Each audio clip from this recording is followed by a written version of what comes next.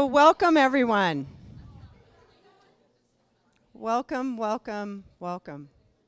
It's great to have such a full house tonight. My name is Karen McClelland, and I'm the director of the Mission and Ministry Center here at St. Mary's College. Woohoo!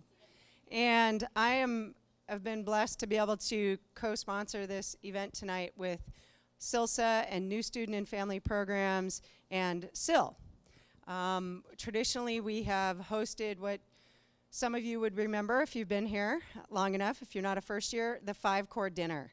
And last year after our 5-Core Dinner, which was lovely, we got together, a few of us, and said, okay, maybe we need to shake this up just a little bit. It's been 5, 6, 7 years, however many years that we did it. And also in the course of the past few years, I've been in different circles where I've heard a number of you speaking, or at least making reference to, the 5 core principles. And prior to working at my alma mater, beautiful St. Mary's College, I've spent a number of years talking about the Lasallian mission and working in doing formation with people of all ages around the Lasallian mission, and it's very, very near and dear to my heart, and it drives me in decisions about my vocation and where I teach and where I work. And so when I hear folks talking about the principles, I tune in extra closely to hear how people understand the 5 core principles. Which is a very recent construct, but and so I thought it was really important that we have a dialogue around like what they really mean, and that there's 5, right? 5 of them. And so in working with my colleagues from the different departments that I mentioned, we came up with a list of well-respected educators on our campus to have a dialogue, share their perceptions of those 5 core principles at work today, right now, not 300 years ago, not 200 years ago, like right now in our midst. And how we're doing that well, and perhaps where we have some challenges and some areas to pay attention to. And I knew if we brought in these 4 fabulous human beings sitting next to me, we'd need a strong character to help moderate them. That's where Brother Charles comes into the picture, right? You notice he's hiding here. Brother Charles, you can look up his vitae on the faculty profile webpage, and maybe some of you have had him. He's a professor in the history department, but he's also, and he's awesome. We've got his fan club over here. And Brother Charles is also responsible for what's called the Bishop Cummins Institute for Catholic Thought, Culture, and Action. Thought, culture, action. And they bring in some pretty amazing speakers, host some dinners. Maybe some of you have been. But in addition to those really cool titles that he holds and responsibilities, he is one of the key people that I go to about things related to Catholic and Lasallian when I'm wrestling with it and trying to understand how that's playing itself out on campus. So thus, all of these folks before you are very intentional invitations, even though they tried to turn us down. No, not me, not me. And we convinced them that they were very intentional picks from a variety of disciplines. And so I now will break free of this microphone and hand it off to Brother Charles for the evening. And one more plug, please make sure you eat or take home some of this bread over here, all right? I'm not taking it back to the Mission Ministry Center. Thank you.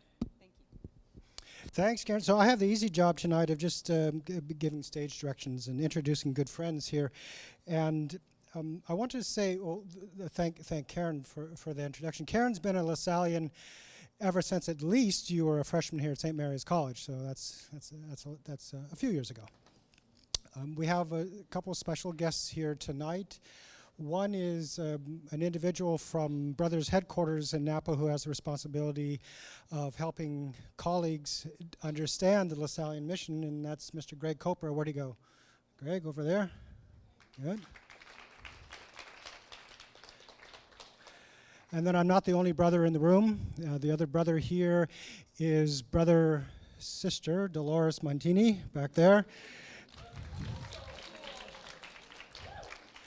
Chaplain to the athletic department. And Sister Dolores has been teaching and working with the brothers. Sister's a sister of St. Joseph. I will say something at the outset about Karen's idea to make this a conversation about all of the core principles at the same time. And our panelists have been asked to not to concentrate on any one or the other, but to try to talk about their experience of the core principles. And the core principles, and you know them better than I do, they were generated by students, from what I understand, about 20-some odd years ago, and maybe even here right at St. Mary's. But they come from the heart of the Institute, from the heart of the Lasallian mission. And there was a student about going on 6 or 7 years ago now, 2011 is the date of the document. Her name now is Megan Ortega, but when she was here, before she was married, her name was Megan DeGong, a student from Sacramento, and she was a TRS major and an Italian minor and a history minor, so a little bit of an overachiever, right? So for her senior project, she wrote a study of the brothers in Italy over the past 300 years, and allowed her to use her language and what she knew about the brothers and theology and all that. And part of that, it was totally of her own doing. She said, these 5 core principles, I don't find them. I've been doing the research. They're not back with St. LaSalle. They're not back with the brothers in Italy. But she said, but they're so true to what I've learned as a young Lasallian. So she said, you just got to look for them, and they're there. They're in the tradition. And her paper is to demonstrate that the 5 core principles come right out of the 300 years of educational work that we call Lasallian.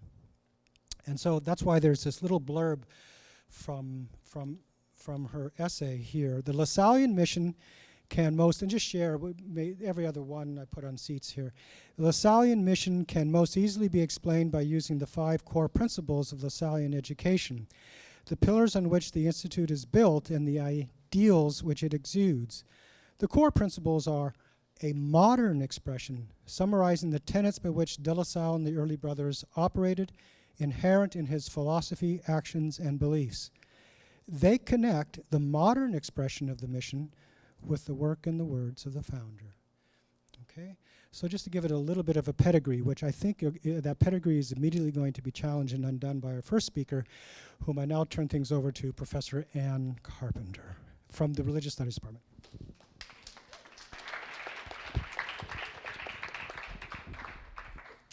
Hello. So, there's something kind of fake about the 5 core principles, at least in as much as they're not an original part of this tradition, and they're not a part of the majority of its history. So when we think Lasallian and immediately come up with the core principles, we're performing a kind of act that, depending on how we do it, can capture the brothers or miss them entirely. So if they just remain 5 principles, I would argue they remain kind of false. They remain a kind of checklist that we can use to appear Lasallian. If they become something living, I would argue, then it seems to me then that it's more probable you're actually a part of the Lasallian tradition. It's entirely understandable why these core principles exist. The brothers want to make sense of themselves in the modern world to people who mostly haven't been exposed to the brothers. And one handhold we can have is a summary of principles. It's a quick way to start to try to get into a mindset. My question is more sort of what we've got and the last line of what Brother Charles read, how do we connect the modern expression of the mission with the work and words of the founder? And I think that's important because the Lasallian tradition is a life. It's about a life, De La Salle, but it becomes a form of life. So if we're gonna live it, we have to ask what makes it alive, what animates it. And so I was trying to think of how is it that I can give us a picture of this. And I think that religious or not, telling stories from De La Salle's life is a way to start bringing these things alive. So I have a couple of examples, one from De La Salle's life and another from the history of the brothers. So in his meditations for retreat for the brothers, as they take a break from teaching and get ready to teach again, you need to breathe, collect yourself, he starts off at the very beginning by saying, well, he basically tells the story of why the brothers were founded. And he saw children in the streets of the city wandering alone, without education. And he even compares them to animals, not because he thinks they're animals, but because he thinks that they've been dehumanized through neglect.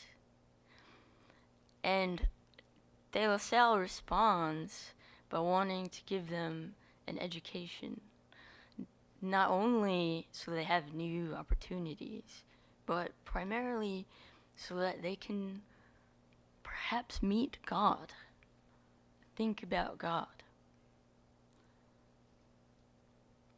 And these are connected things for De La Salle. So one question we might ask ourselves from this story is,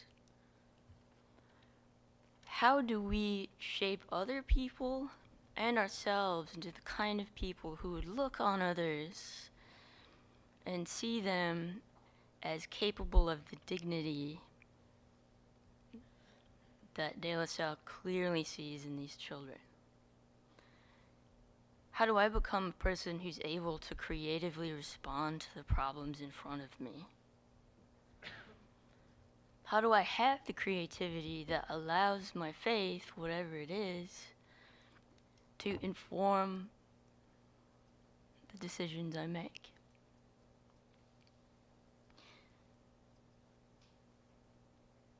We see this again in the 1930s. I was reading about Spanish Civil War, and some brothers were killed because they wouldn't stop teaching children about religion, which had been outlawed, and they wouldn't stop taking children to Mass. In other words, they saw that part of the freedom of being human means taking advantage of the freedom to search for God. And they died for that.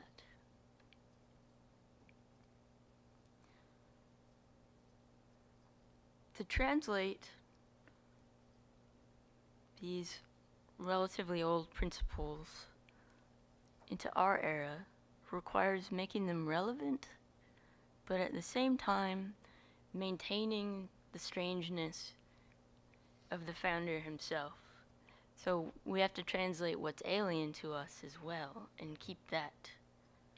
It's often the theological that's difficult for us. The God stuff, the Jesus thing. And it's okay for that to be a challenge, but it has to continue to be a challenge, because De La Salle looked upon children and saw them as worthy of learning because they're worthy of God. And so we have to ask ourselves, how is it that we, as faculty and staff and students, act something like that too? I'll end there. Thank you.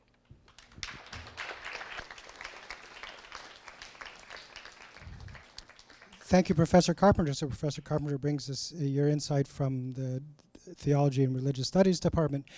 And our next speaker is a colleague of mine from the History Department, our chair, Professor Myrna Santiago.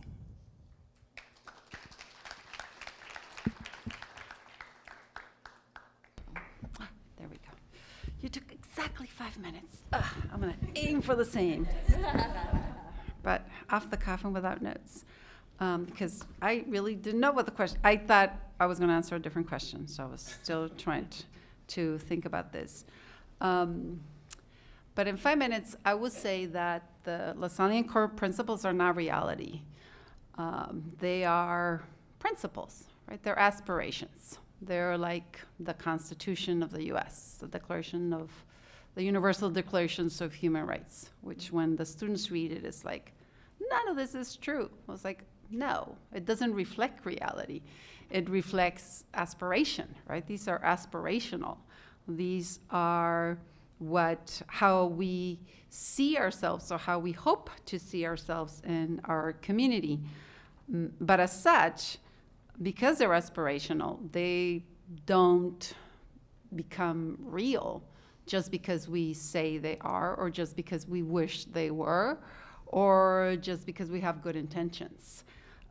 Like any other principles, the only way in which any and all of the Lasallian principles become reality is in the rough and tumble of everyday lived reality in politics, and at whatever level you live that reality in those politics, in the dorms, in the cafeteria, in the locker room, in the classroom, in the committees, and everywhere in which we are, because we are the real world, as much as often we sometimes pretend like it's not, or often as students, as young people feel this is not the real world. The real world is what's going to happen after I graduate from college. It is the real world, here, now, even if the principles are not reality, not yet. So the way in which we make these realities is then by choice, by making a very deliberate, by making a very conscious, by making a very thoughtful choice about what kind of a community do we want to be, and then how are we going to get there. And as much as we would like to think that we are all on the same page because we have these principles, we're just not, right? There is a breadth of people and a breadth of ideas and a diversity of backgrounds and everything else. So we're not going to agree. It is the real world. So the question is, how do we get to a place that takes us closer to these principles? And that is in the art of everyday negotiation and everyday conversation, and everyday arm twisting, and everyday convincing, and everyday sweet talking, and everyday tools that we use to try to make our dreams come true. So to me, the Lasallian core principles are the dream, but the way you get there is through just practice and thinking and questioning and convincing and finding the people that maybe think like you, or finding the people that could illustrate some more of this, and being willing to take the risk that if this is the dream, and we have to find ways to turning into reality. And then once you make that as a conscious decision, you take it on as an identity, if you will, that this is my life's path, that this is my life's work, and that this is my life's commitment. The ways in which I'm going to operate in the real world, which is the St. Mary's everyday world, is by practicing these principles as if they were already reality. And I'm going to take my friends with me, and I'm going to live them to the best possible way that I can in every single forum that I may find myself in, even if I am in the minority. And we often will be in the minority, right? Because in the world that we live in, dreamers are not necessarily seen as the goal or as the aspirational or as what we should be. We're not encouraged to be dreamers at the beginning of the 21st century in post-capitalist society. On the contrary, we should all be cogs in this gigantic, awful machine. I refuse to do that. So the way I live my life at St. Mary's, in my classroom, in my office, in my advising, in my committee work, in my relationship with my colleagues, and certainly in the relationship with students, is that I am trying to turn those principles and aspirations into operational concepts. And I won't always get them right. And I will commit grave faux pas that will make me turn very, very red, and that might make me have to apologize to people. But, you know, if we were all perfect, we wouldn't need to dream. We would already be there. So, thank you. Thank you, Professor Santiago. We're on a roll. We're leaving the School of Liberal Arts for a moment for our next presenter, but we're going actually home. We're going home to the founder. I'm going to introduce Professor Bedford Palmer from the School of Education, graduate education, and reminding us all that St. LaSalle was one of the pioneers in what were called normal schools, that is, colleges that were created to form teachers. And here at St. Mary's, 300 years later plus, we're still doing that. We think it's important to help others be teachers, and Professor Palmer is one of those. Thank you.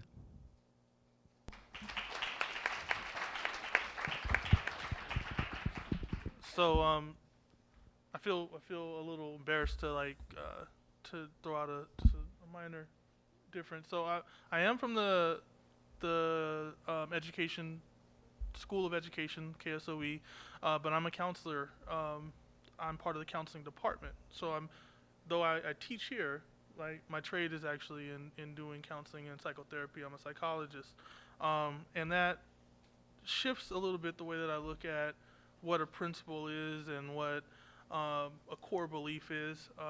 And I can get into all this stuff about core beliefs and cognitions and how it makes you move and change, and that's not what this is, so I had to change that a little bit. One of the classes I teach is the professional ethics course in counseling. And professional ethics is, if you know what a profession is any kind of job that goes kind of beyond the job, that has a history to itself, that's part of a discipline. It moves forward with the world, right? So architecture, or being a medical doctor, being a psychologist. We believe our ethics kind of guide us in our practice, and I think that is what the core principles are speaking to in terms of Lasallian education. Is there's a certain guidance to the practice of what we're doing here. And it's funny because Professor Santiago kind of got like about half of what I was going to say, so I'm like trying to scramble a little bit. But you said it way better than I would have. So one of the things that I like to think about is like aspirational principles. How many people have heard, and I'm sorry, I do call and response, so it's okay to give me a amen or a ashe or a right on. So how many have heard do no harm? Right? We've all heard that, right? That's the Hippocratic Oath and the piece for medical doctors. Well, psychologists have similar beliefs around not doing harm. We call it non-malevolence and beneficence. So we try to do good and don't do harm. So we try to one-up the medical doctors by saying we have to do good. But you can't always do good, and you can't always not do harm, right? And that's what makes a principle aspirational, right? It's a realization that it can't be perfect. The core principles can't be perfect either, but they're actually, I would actually challenge that they're a lot more doable than many of the principles that are out there. I like to look at them through the lens of social justice, and I know we were supposed to talk about all of them at once, but I really do feel like they're all encompassed in social justice. And understand that it's not something that you can approach from a piecemeal perspective. Like many things in the world, there's kind of an all or nothing type of situation that sometimes you have to take, or a stance you have to take. You have to take a side. I remember being an undergrad and thinking, about activist work and thinking about social justice and what I was going to do in the world, and realizing that you can't sit on the fence in a lot of ways. And I think that right now, where y'all are as students and where we are as an institution, we're working really hard not to sit on the fence. These principles are said and stated a lot. They're really attractive. They're what brought me here. But are they implemented all the time? I think that we all can say that, like, we've seen examples of when that doesn't happen.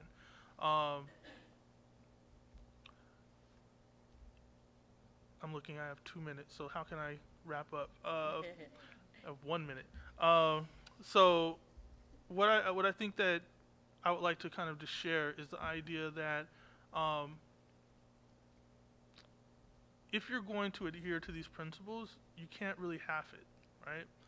You have to approach this as though this is it's an actual core important piece to the way that you're going to live, which means that when you're by yourself without anyone watching and no one to tell on you, are you going to live these principles, right? Are you going to live whatever principles, whatever moral doctrines you have for yourself? That's what ethics really are. It's not about people telling on you. It's not about whether you can get away with it in some online kind of anonymous kind of space. It's about, are you really a socially just person? Are you a person who believes in truth? Are you a person who wants to have inclusivity? Does that come out in the jokes that you tell? Does that come out in the way that you treat people around you and who's allowed to come to the party or come to the work that you're going to do? Is it what you show your parents and your family at home when you go back, or do you go back to what was in the home already? Is it what you hold yourself to when it can actually cause some sort of harm to you, right? Ethics are about sacrifice. Principles are about sacrifice. And we don't always come out of it unscathed when we enact them. So I guess what I would invite y'all to think about is just, if you're going to walk around saying, I'm Lasallian and I'm pushing these Lasallian values, are you who you say you are? And are you all that you ought to be when you bring those up?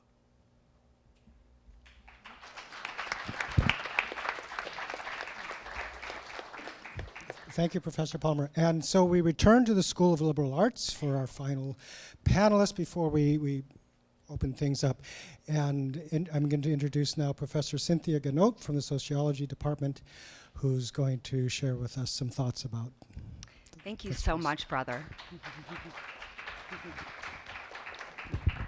Really delighted to be on this esteemed panel. It's inspiring to me as well, certainly to hear about how my colleagues think through the core principles. And so one of the things I want to start by telling you is simply that I came to St. Mary's and took this job 100% because of the Lasallian mission. The core principles, when I came onto campus, when I interviewed for this job, just like everywhere else, you have a rigorous interview and you meet with administrators, other faculty and students, and you do a teaching demo and all these kinds of things. I'd been on other interviews, but I heard all this language about the core principles, and they speak to me so deeply as a sociologist and as the kind of educator that I am, that I indeed took this job 10 years ago and have specific ways in my sociology work and my classroom that I think that they come through. And so I'd like to link with some of my colleagues' comments here and talk about how in the micro environment, how, as Professor Santiago is talking about, how we do the work and roll up our sleeves and try to enact these aspirational principles. I'll just talk about in my little world how we do that. So in thinking of respect for all persons, inclusive community, social justice, concern for the poor and social justice, quality education, and faith in the presence of God.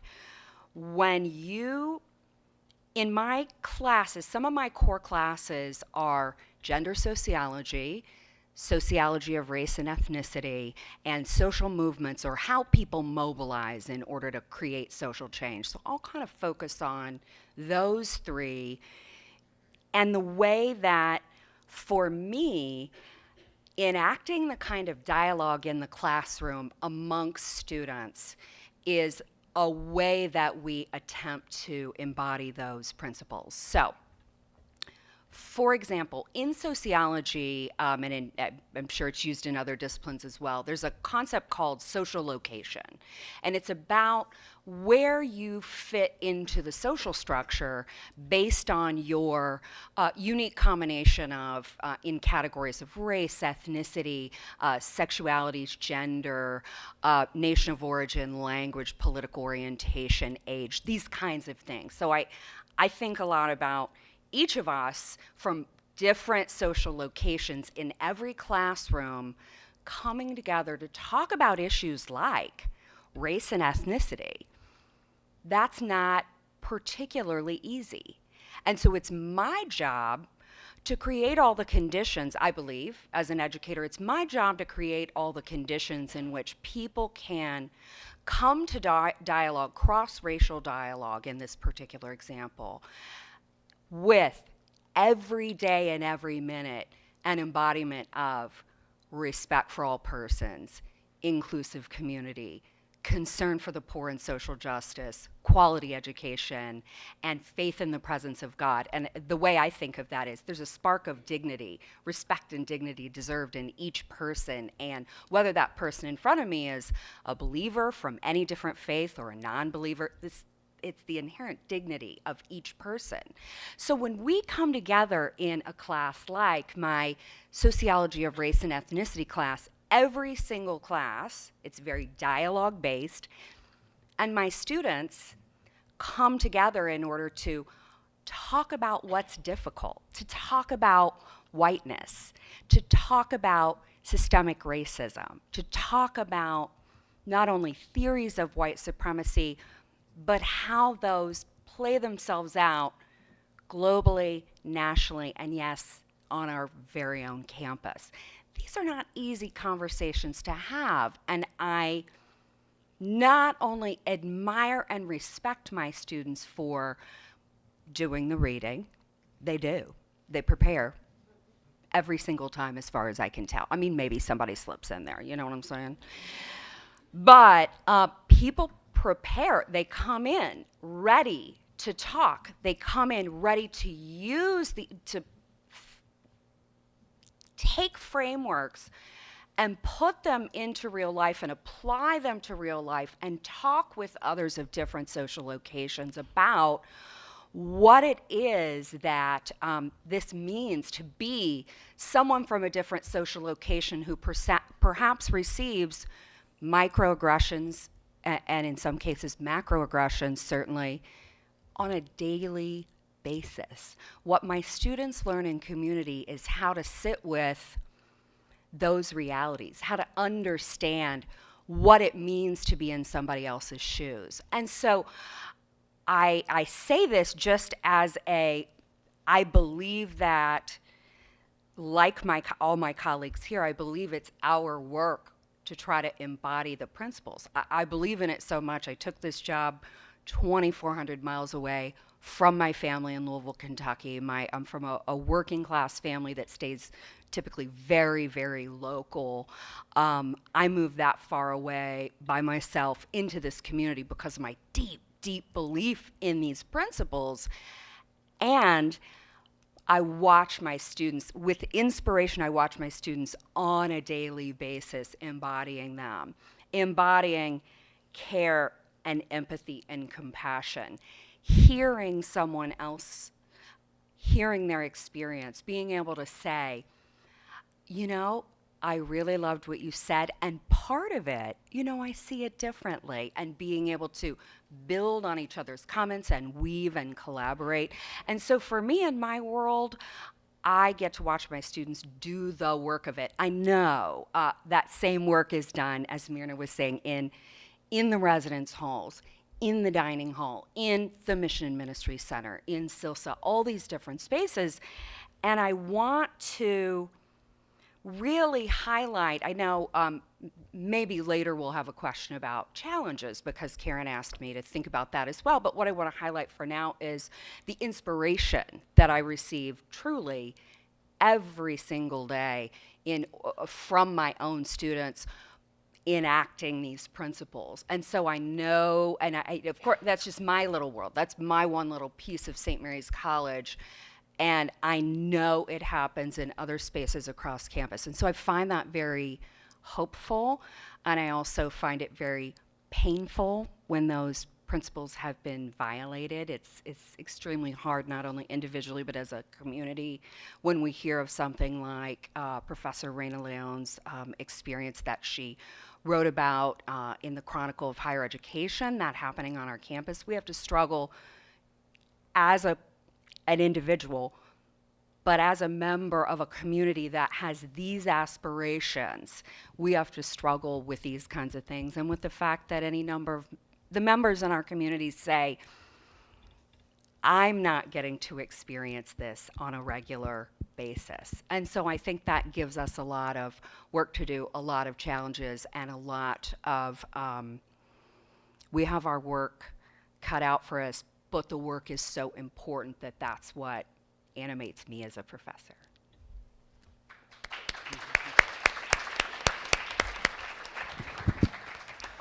Thank you, professors, for that opening round of comments. You know, the word prophecy, as you know from your Bible study, does not mean the ability to tell the future.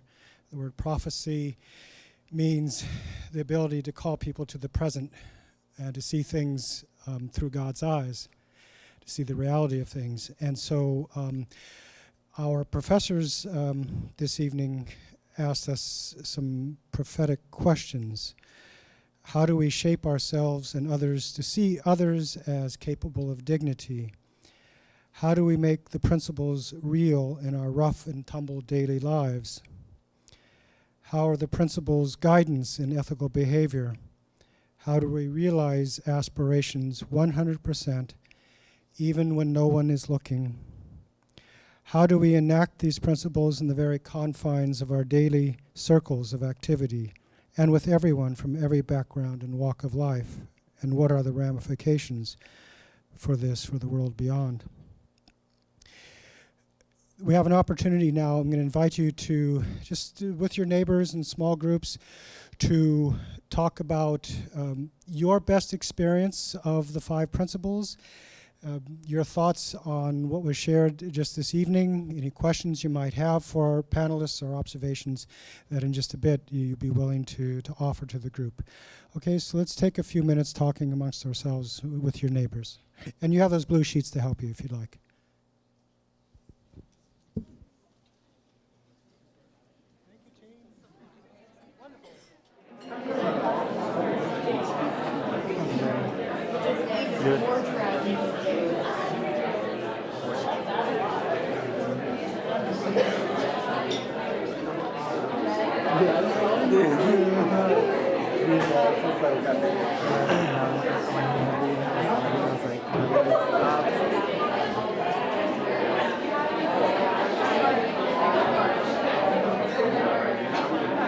So now it's an opportunity to ask questions of our panelists, or just to share your own experience, your own thought from what's been generated so far. And I have a microphone here, and I will tend to you as you announce yourselves. Kate? Okay. I have to introduce myself? Sure. No. Oh, okay. Okay, well, my name's Kate. And the question that we were talking about over here is, with the 5 core principles, what makes them specifically Lasallian? Because I can't think of a particular charism within the church that wouldn't, it seems like they're so broad. Concern for the poor, you've got the Franciscans. Education, you have the Dominicans. Like, what makes this specifically Lasallian? Remember to turn your mic on, whoever's going to answer. I've been thinking about this all day. Because it's true. There's something quite, forgive me, pedestrian about the principles. I mean, at least with respect to things religious orders do in the Catholic Church.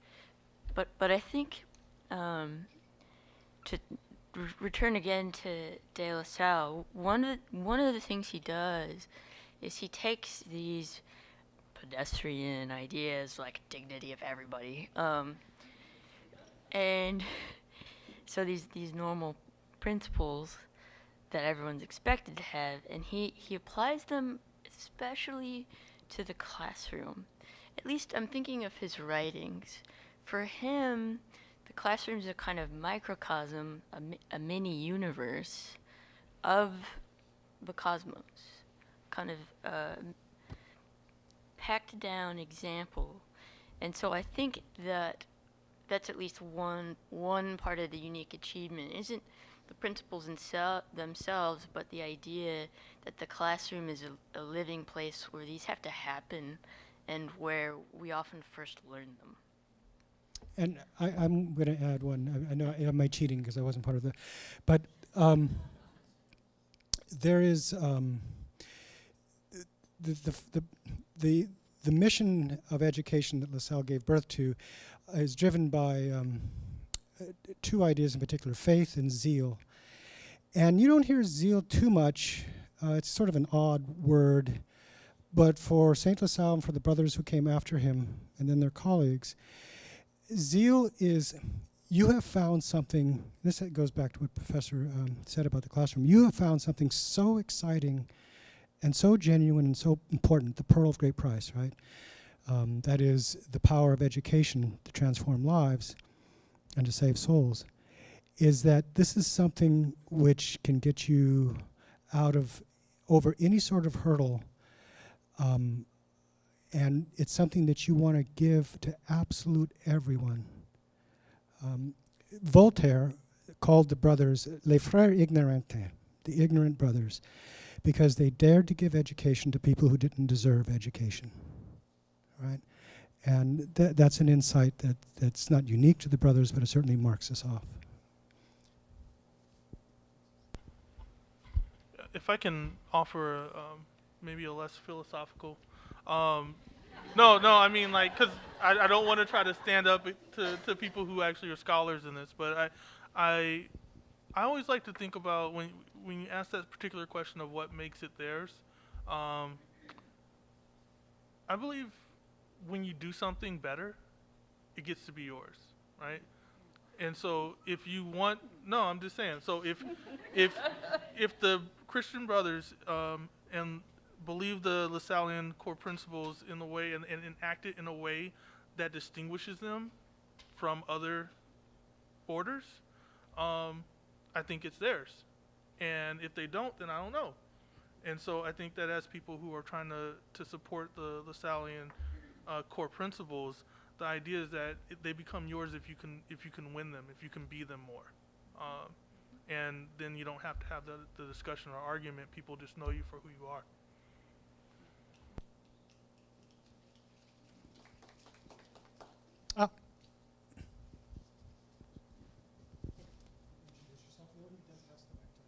Okay, sure.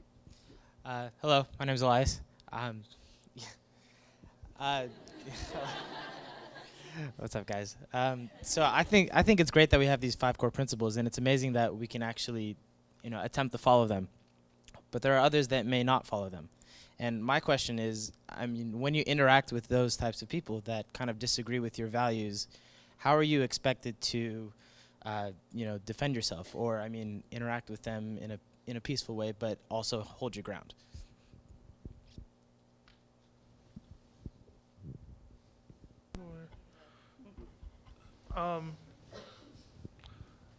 I kind of want to go back to what I just said in the last answer. I think that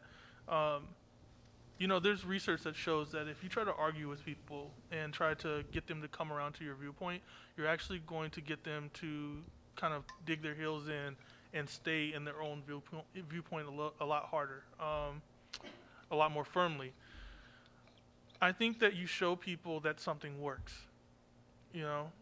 If you live your life a specific way, like if you have a friend who's vegan, right, and they're more healthy than you, and then you start getting sick and you start having trouble because of, whatever, and then you realize they're not, you might start asking them about food advice, right?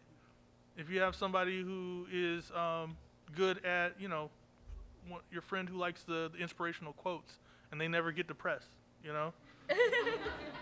Or, y'all are college students. I'm going on a limb here. If you have a friend who never gets a hangover, you might talk to them about how to do that thing, right? So you might want to. I think that the way that we, as a social justice oriented person, I like to make sure that people understand that the way I live my life, I live that with less guilt. I live it with less worry. I know that if whatever comes down, whether it's, if I get hit by a bus tomorrow, I don't really have worries about the way I'm living, and I think that that's the way that you kind of walk in the world, and that's the way that you address that. You don't have to fight people or argue with people. In fact, when you don't, it actually lends power. And something I'll add to that, Elias, is simply that I think that for me, when you just treat the other person with the respect and dignity that they deserve, while saying, which is really, really hard sometimes, depending on how incendiary the comments or whatever is happening, is when you treat them with respect and dignity, but make it really clear that you feel really differently and that you see it really differently and that here's your framework and that kind of thing. It's not that that person, necessarily switches over. Maybe they never do.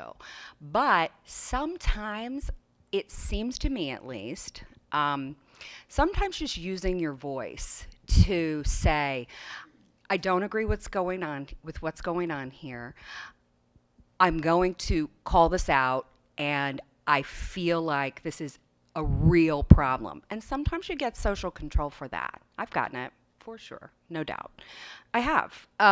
And that's all right, because I know, like Professor Palmer, I feel in my core that speaking out against something was the right thing to do and that it needed to happen. And sometimes you don't, in that dialogue with others, sometimes they don't change their minds at all. But acting with such respect and dignity, and also, let me just also add, sometimes knowing when to set a boundary and say, I can't keep doing this. I can't keep having this conversation, or I can't keep being in this relationship, or I can't keep, I wish you the absolute best, and here's my boundary, is sometimes also. So I'm a big believer in dialogue, zero doubt about it. And I also think at some point, sometimes, depending on a really incendiary situation, there's also and I'm going to remove myself from a toxic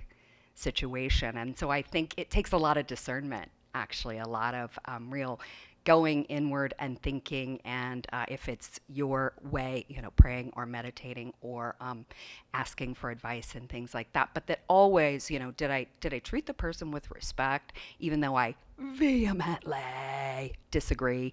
I try to check myself on that, because I don't want to descend. I don't want to descend into some kind of that's not how I want to operate, in a way that isn't full of respect and dignity. Of course, that there's a lot of emotion going on as well when that happens. And so I acting with respect and dignity doesn't mean being nice all the time. I grew up in the American South here. I was told as a Southern girl to be nice all the time. I've said things to people, I've called them on something, or I've said a truth that people have not. They've said to me, that wasn't nice. I've switched to being kind. I've decided that being kind is more important to me than being nice, because sometimes nice is coded as don't say anything to anyone ever that might possibly maybe make them uncomfortable or check something that they are acting out of, and I can't really do that. I'm a sociologist and I am who I am, and I can't really do it.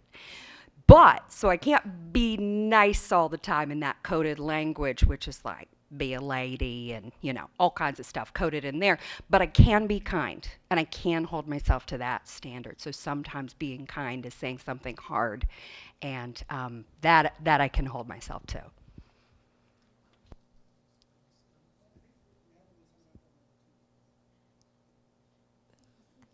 Hi, so I'm Amanda, Mandy, whatever y'all know me by, and I love everything Lasallian, so it's hard for me to pick one question, and I'm really excited to do the LVs and all that. But my question to all of you, thanks, Frankie, is kind of coming from the mindset that my aspiration is to be in the classroom. How do you approach situation? What do you do when these principles are transgressed, either by you, by another student, by another administrator or teacher that comes in?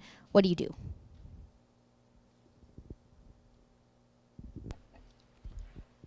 Well, I hope I do okay. I don't know if I have a straight answer for when I mess up, because I've messed up. I was looking at my notes. This might help. This is why I'm talking. One of the brothers, Brother Michael Meister, has this commentary that he wrote on the Brothers' Rule, and I'm a huge religion nerd, so I asked for a copy, and I was looking at it, and in the very first part of the rule, Brother Michael talks about De La Salle and how the amazing things that happen are the kinds of things that happen when we respond to God, and this is the phrase I like, with a dangerously open heart. And I think responding to God and God's people, which is everyone, with a dangerously open heart means being honest about my imperfections, honest when a value is transgressed, and that honesty comes out of a kind of humility that I can't actually do this alone. I don't know if I have a simple rule for how to overcome transgression, because we're really talking about hearts, and it's harder to have a simple rule. So maybe my wiser colleagues can answer that part, but we have this lovely phrase from Brother Michael, having a dangerously open heart.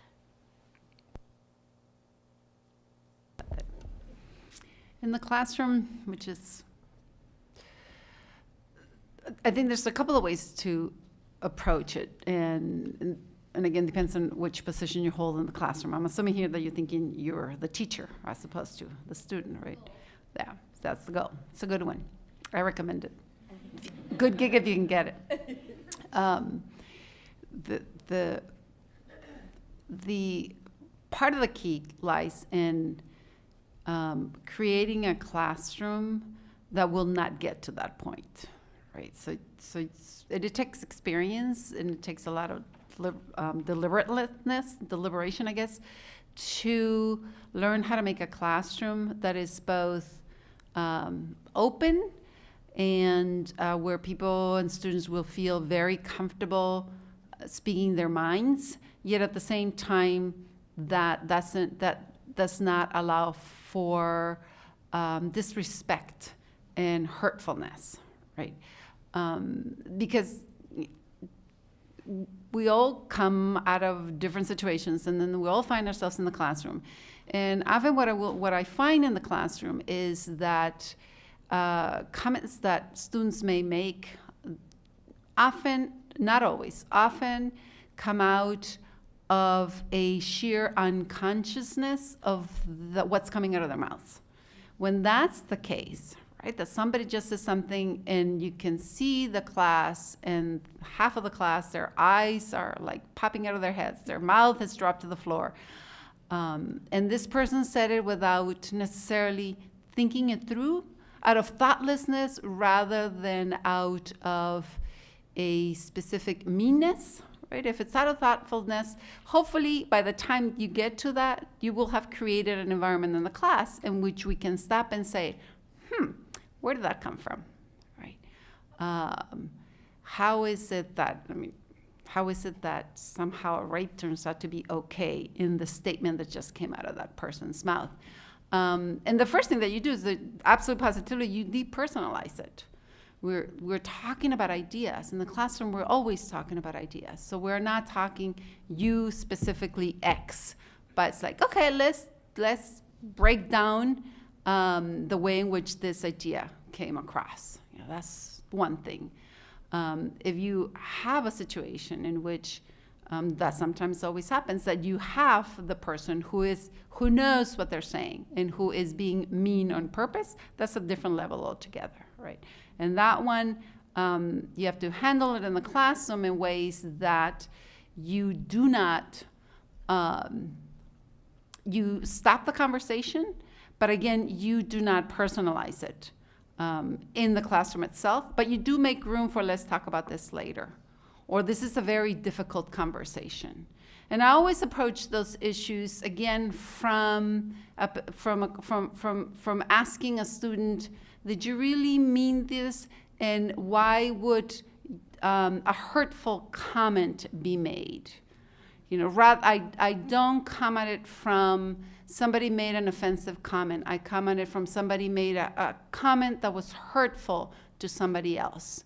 So I think for me it has worked, because I don't think people who want to be deliberately offensive have not thought through the fact that this is very hurtful.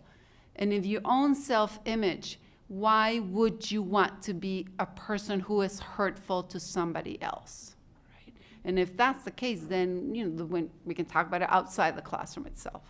But the number one goal always has to be to figure out, how do we create a space in which we're talking about ideas, and we're not always going to get the ideas that are, that we want to get across. They're not always going to come across the way in which we may want to get them across. And part of the work of the classroom and the work of the professor is to help everybody acquire a language that allows us to talk about these very difficult situations, and also to get the students to know each other, so that by the time we're into the middle of the class, if somebody commits a faux pas, they can take it back and say, ooh, that didn't come out so good. And everybody says, okay, yeah, we get it. Let's move on. But there's lots of tips to do that. So. Before you go, can I think I wanted to just hit on that from the perspective of what if if you're the person in power, if you're the professor, right? Or if you're just someone in a group, if you're the person who's doing that act. I think one of the things in psychology that we talk about a lot is everything's a relationship. Everything between any one person or another person is a relationship. There's a negotiation in that process. And we talk about ruptures in that relationship. So whenever there's like a problem that occurs, I said something, and there's a rupture here, right? There's a particular way that you can approach these ruptures that doesn't put it on a person who has less power than you, or the person who was like harmed, to just get over it, and that is a character piece, like whether you want them to just get over it, or whether you're going to help them, and whether you're going to deal with it on your part because you're the one who acted, right? So I think the important piece is acknowledging what was done, right? So it's not a if this happened, or if you're offended, it's I offended you, right? I said something that I shouldn't have said, whether I meant to or not. I shouldn't have said it, right? And I'm sorry for it. So there has to be an acknowledgement, and there has to be a contrite attitude around it, right? So if you say, I remember one time I was talking to a friend who he was telling me about his partner, and he was talking about like them going out to the woods or doing some camping or something, and I assumed that his partner was a woman, right? And so I started using pronouns like for her and she and all that stuff, and I saw him kind of, his face changed, right? And I was like, oh, I made an assumption about who you're with, right? It's interesting, he was just a social justice guy like me, so he was just like, he caught me doing it. He was talking about his girlfriend, but like the thing is that I transgressed. I had to point out, yeah, I was wrong. I shouldn't have just used gender pronouns without knowing, right? And then I also need to point out that I did wrong you. I shouldn't have done that, and that leaves space for forgiveness, and that leaves space for the relationship to continue past that place, and it doesn't have to just sit forever that this person hurt me. So that, sometimes we can cut that off if we're the ones who did it, especially if you have power in the space. Hi, my name is Frankie. I'm not used to speaking into a microphone. But hi, my question is, and this is something that I've been curious about ever since I was a first year and I'm a senior. In my experience here at St. Mary's, students usually tend to gravitate towards one principle, and they kind of stick with that. For me personally, it's social justice. And also I've noticed one of the most interesting things about the 5 core principles is that 4 out of the 5 are not exclusively Catholic Christian values. And my question is, so my question is there such a thing as a secular Lasallian? Because you can absolutely believe in in this just world. You can absolutely believe in respect for all persons without believing in the faith or having faith in the presence of God. So can you speak more about why that core principle specifically is crucial in the Lasallian tradition? I can only speak for myself here, of course, in my view of this, but for me, there can be a secular Lasallian, a Jewish Lasallian, a Hindu Lasallian, someone who believes in all of these principles, who embodies those, who's a part of our community. So for me, one of the things, I'm actually not Catholic, and this is my first time teaching in an institution that had a particular religious mission. I was raised in the Southern Baptist faith myself, and I'm more social justice Christian myself, but I really wasn't sure about what it would be like to teach in a religious institution, but I sure knew these principles, the Lasallian principles, are very much things that I believe in, that I hope to embody, that I wanted to be in community with. So for me, I've had the great fortune to be able to go to a lot of different, over the 10 years, a lot of different Lasallian gatherings, internationally and domestically in the U.S. And I've met folks of a lot of different religious backgrounds, not just Catholic backgrounds, but a lot of different religious faiths or non-faith who very, very deeply believe in the Lasallian mission and who attempt to embody it. And so I don't know, I hope that is not a response that is an offense to a brother, because I deeply believe that sorry, brother. But I honestly, I deeply believe in the, honoring the vision of the brothers, no doubt about it. And I can only speak for myself that these are so important. I have a friend who said, well, how are those not Unitarian Universalist principles? How are those? And I'm like, they are extremely universal, as we talked about earlier. So that's my answer for that. I like your question. I'm typically the person in the room bringing up Jesus. But I think absolutely, not only because it practically is the case, but for a lot of quite Catholic reasons, really, it's perfectly possible to have a non-Catholic Lasallian, and that would be comprehensible within the Lasallian tradition. As long as we acknowledge that, and I think this is what's cool about the Lasallian tradition, when each of us from our own particular locations starts to embody the principles together, it starts to look different in each of us. And so we share something and we kind of transmogrify it. And we have to let each other look different and let ourselves acknowledge that there's still a particularly Catholic way these things can look. And that helps inform us. And there will probably be Catholic Lasallians wandering around. And so having that sense of, what do I want to say? Being legitimately different from each other and acknowledging the different kinds of differentness that we have to then account for, because we talk about difference like it's one thing, when it's not. Then I think we can make room for a kind of, I keep using the word alienness, which is probably wrong, a kind of otherness, you might say.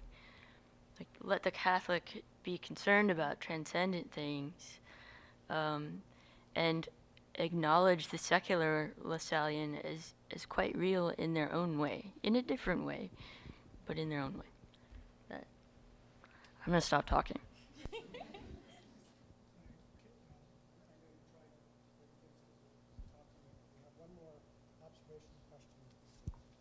right, I'm going to stand up. First of all, I wanted to thank you all for coming. Oh, my name's Emily, by the way. I work in the Mission and Ministry Center.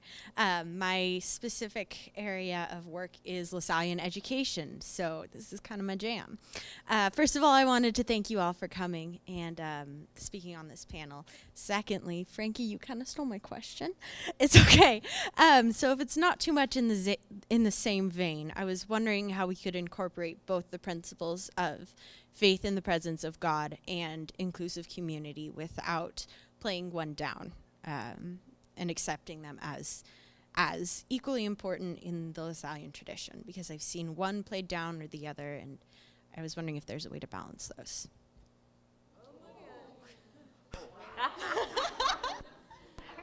Was that God? Ryan, does that mean you have an answer to the? Do you have an answer to that question? No. Okay. Let me take a stab at this one, and it may not be what you want to hear, because I don't call myself Lasallian, and I don't call myself Lasallian for very specific reasons. I grew up Catholic. My family is Mexican. I stopped going to church at some point or another, but and over the years, St. Mary's has forced me to think of, like, what do I think of myself? Brother Charles once gave me a very good phrase to think of how I fit into the universe as a cultural Catholic, not somebody, I go to church only when there's a baptism or quinceañera of a wedding. I haven't gone to confession since I did my first communion, first and last. I'm an aesthetic Catholic in which I love the pageantry and I love the icons and I love the whole thing. But over the years, through my life experience and all these other things, I have been completely removed from the church. That's my reality. So in that sense, I don't see myself fully.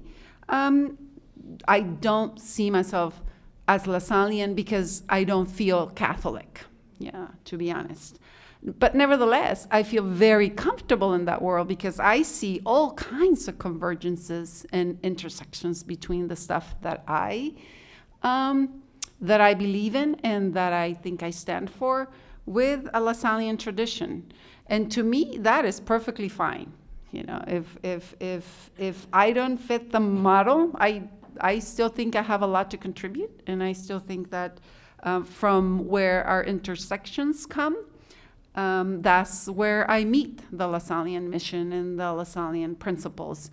And if I can't live them all, that's just, part of my flawed humanity.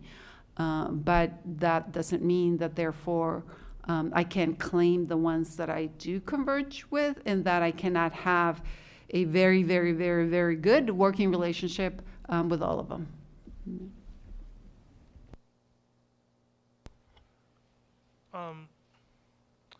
I think, one of the things that, because I feel like that's one of the things that if you come here and you're not a Catholic, you have to start thinking about it almost immediately. And I'm not Catholic, I'm Southern Baptist too, but I'm kind of like aesthetically Southern Baptist, like, so it's, right. I like the pageantry, I like the songs and the music.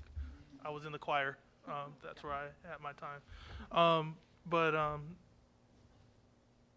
I think that one of the cool things about when you think about the presence of God from a educational perspective, from a philosophical perspective, the idea of social justice kind of springs from the concept of the divine, right? So you can't have inalienable rights if those rights weren't given to you based in the context that folks came from when they were writing that stuff, right?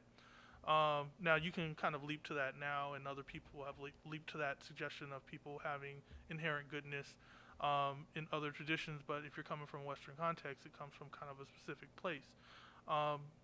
The way I look at it is it's a matter of understanding truth, that there's an underlying truth that people have worth and value and shouldn't be, mistreated, shouldn't be oppressed, right?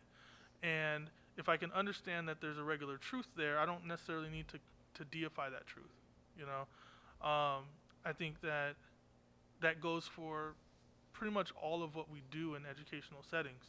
I had a professor when I was an undergrad who was a geneticist, and I was in the genetics course, and obviously this professor, he had probably had this conversation many times, so he was ready early on in our course to give us this piece, and he talked about the physical versus the metaphysical, right?